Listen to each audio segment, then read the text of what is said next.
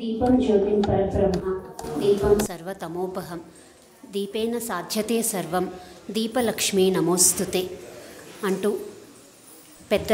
పెద్దలందరూ దీప ప్రజ్వలన చేసి ఇంతటి మహాసదస్సుకు మీరందరూ కూడా ఆశీర్వచనం పలుకుతూ మీ అందరినీ ఇలా కలుసుకోవడం అనేది నాకు చాలా చాలా సంతోషంగా ఉంది, చాలా చాలా ఆనందదాయకంగా ఉంది. నా పేరు డాక్టర్ హిమబిందు కనోజ్.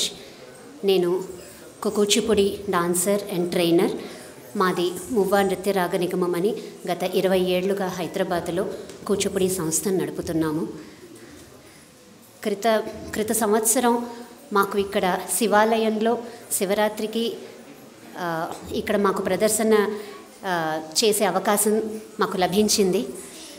అప్పుడు శ్రీ అనిల్ కామినేని గారు వారు ఎంతో ప్రోత్సాహాన్ని మాకు ఇచ్చి, మీరు ఇక్కడ పిల్లలకు కూడా నాట్య కళ నేర్పించండి అని చెప్పి మాకు చాలా ప్రోద్బలాన్ని ఇచ్చారు మాకు. దాంతో మాకు కూడా చాలా సంతోషం వేసింది. ఎందుకంటే నాట్యం అనేది భగవంతునికి అన్నిటికైనా ఇష్టమైన ఆరాధనే కాకుండా వాళ్ళందరికీ కూడా మనోబలాన్ని ఇచ్చే ఒక కళా సాధన అనేది సాహిత్య సేవ కానివ్వండి, కళా సాధన కానివ్వండి, ఇది రావాలి అంటే కనుక చాలా అదృష్టం ఉండాలి. అలా సరస్వతి కటాక్షం వాళ్ళకి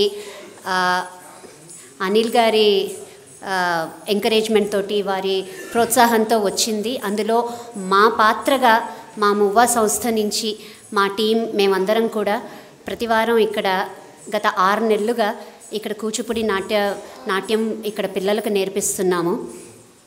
6 నెలలు జీవితాన్నంతా కూడాను మీరు సాహిత్యం కాచి వడబోసి మీరు ఇంత విద్యావంతుల ముందర, విజ్ఞానవేత్తల ముందర వాళ్ళు 6 నెలల వాళ్ళు పసిపిల్లలే, కానీ పెద్ద మనసుతో వాళ్ళని మీరు ఆశీర్వదించి వాళ్ళ మొట్టమొదటి అడుగులు ఇవన్నీ కూడా వారికి మీరు ప్రోత్సాహం అందిస్తే వారికి చాలా ధైర్యం ఇచ్చినట్టు ఉంటుంది. మనోబలం వాళ్ళకి ఎంతో ముందుకు తీసుకెళ్ళే ధైర్యం వాళ్ళకు వస్తుంది. ఆ ఒక చిన్న ఆశతోటి బాబ్జీ గారు, తర్వాత అనిల్ గారు అందరూ కూడా మమ్మల్ని ప్రోత్సహించారు, మేము పిల్లల్ని ప్రోత్సహించాము.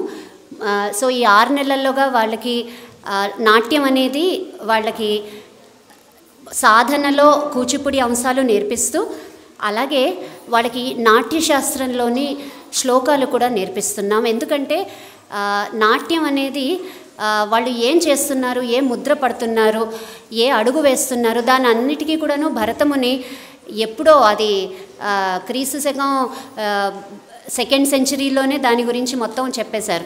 సో దానిని ముందు తరాల వాళ్ళకి తీసుకెళ్ళడం అనేది చాలా ఇంపార్టెంట్. ఊరికే ఒక డ్రెస్ వేసేసి మేకప్ చేసేసి ఇది డాన్స్ అని చెప్పి పెట్టడం అని కాకుండా వాళ్ళకి అది కంప్లీట్గా ఒక సంపూర్ణత వాళ్ళకి అందులో రావాలి అని చెప్పి అందులో మేము వాళ్ళకి నాట్యశాస్త్రంలోని శ్లోకాలు కూడా చెప్తున్నాము. అలాగే సనాతనం అనే ఒక సెషన్లో వారికి అతి ముఖ్యంగా మన పురాణాల గురించి, మన పురాణాల గురించి, తర్వాత మన శాస్త్రాల గురించి, మన జాతక కథలు, పంచతంత్ర కథలు, అలాగే రామాయణంలోని చిన్న అంశాలు, తర్వాత భారతంలోని కథలు అన్నీ కూడాను కథల రూపంలో వాళ్ళకి మేము ప్రతి క్లాస్లో చెప్తున్నాము. దాంతో వాళ్ళ సంస్కృతిని వాళ్ళు అర్థం చేసుకునే ఒక అవకాశం దొరుకుతుంది అని. ఇప్పుడంతా పరిగెట్టే కాలంలో, పవర్ ఫోన్, స్మార్ట్ ఫోన్ల కాలంలో ఇది ఒక చిన్న ప్రయాస, కానీ ఆ ప్రయాస మీ అందరి ఆశీర్వాదంతో తప్పకుండా నెరవేరుతుందని మేము ఆశిస్తున్నాము. మొట్టమొదటిగా ఇవాళ వాళ్ళు నాట్యశాస్త్రంలో నాట్యారంభ శ్లోకాలు అని చెప్పి మొట్టమొదటిగా మనం నాట్యం మొదలుపెట్టేటప్పుడు మొట్టమొదటిగా నటరాజస్వామికి, గురువుకి, పెద్దలకి, భూమాతకి, తర్వాత మనం నాట్యం చేయాలి అంటే మొట్టమొదటిగా మనం ఎలా కనిపించాలి, మన అంగ సౌష్ఠవం అనేది ఎలా ఉండాలి అనేది వారి శ్లోకాలతో చెప్తారు. చిన్నపిల్లలు వారి చిన్న చిన్న తప్పుల్ని మన్నించి పెద్ద మనసుతో వారు నాట్యంలో మరింత సాధన చేయాలని ఆశీర్వదించవలసిందిగా కోరుతున్నాను.